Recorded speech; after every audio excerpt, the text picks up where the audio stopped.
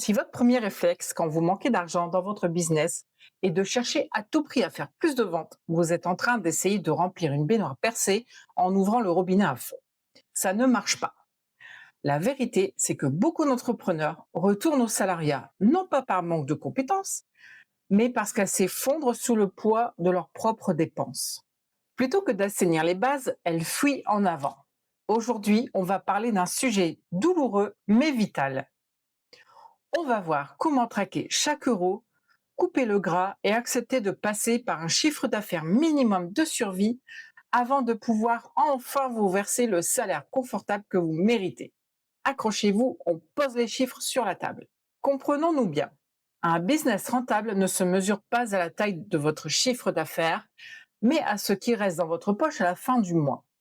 Le piège absolu, c'est de subir ses propres dépenses. Vous accumulez les abonnements à des logiciels que vous n'utilisez qu'à moitié, vous signez des contrats d'accompagnement sur un coup de tête et vous vous créez un train de vie d'entreprise que vos fondations ne peuvent pas encore supporter.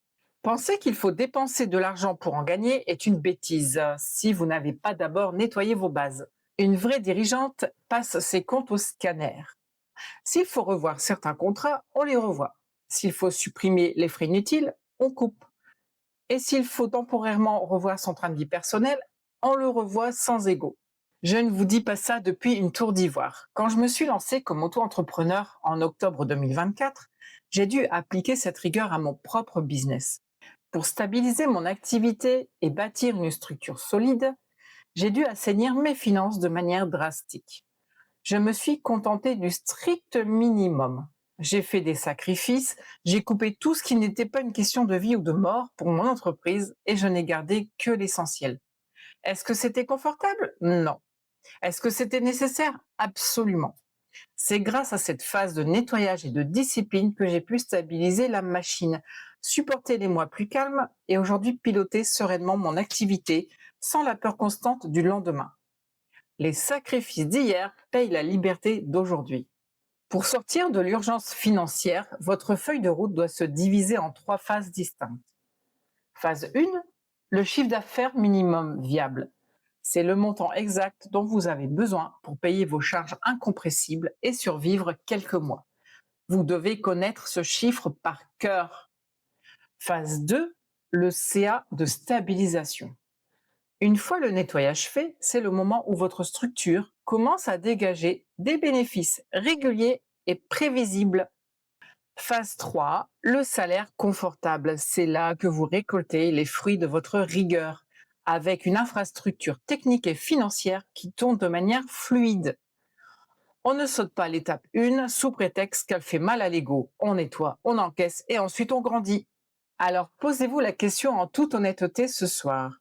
Si vous passez vos comptes bancaires au scanner, combien d'euros s'échappent chaque mois par manque de structure? Il est peut-être temps d'arrêter de subir. Mon rôle d'architecte business ne s'arrête pas à la technique ou au tunnel de vente. Dans mon accompagnement de 3 mois personnalisé, nous reprenons tout à zéro. Votre organisation, votre marketing, mais aussi et surtout votre gestion financière. On nettoie le terrain, on élimine le bricolage et on pose des fondations en béton armé. Pour maintenir un suivi millimétré, je ne prends qu'entre 1 et 3 clientes en simultané. Si vous êtes prête à regarder vos chiffres en face, pour enfin piloter comme une vraie dirigeante, cliquez sur le lien en description et réservez votre diagnostic structure de 30 minutes offert sur mon Calendly. On fait le tri ensemble? Moins de tutos, plus de déclics, on se retrouve sur l'agenda.